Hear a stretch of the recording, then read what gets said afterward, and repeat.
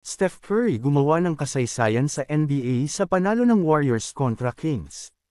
Alam ng Golden State Warriors na papalapit na ang pagtatapos ng panahon ni Steph Curry sa liga sa loob ng susunod na ilang taon. Kaya naman, ang pag-trade para kay Jimmy Butler ay isang matinding pahayag na patuloy nilang susuportahan si Curry para sa isa pang championship run.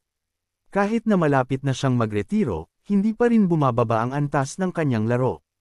Matapos ang isang solidong kampanya sa Olympics kasama ang Team USA at panibagong All-Star Game MVP, bumalik si Curry at ang Warriors mula sa All-Star break na may matinding panalo laban sa Sacramento Kings, 132-108.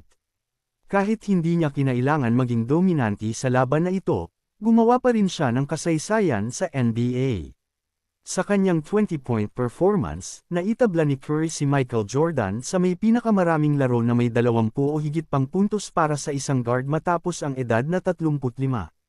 Naganap ito matapos niyang magdiwang ng kanyang ika-35 kaarawan noong March 14, 2023, sa 2022-23 season.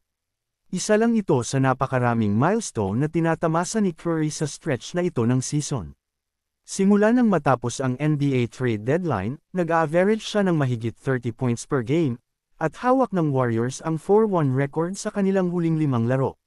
Susunod, haharapin ng Warriors ang dating kakampi ni Curry na si Klay Thompson at ang Dallas Mavericks sa isang mainit na rematch sa Linggo sa ABC. Ang tip-off ay nakatakda sa 3:30 p.m.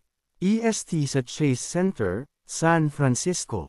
Tutok lang sa mga susunod pang NBA updates.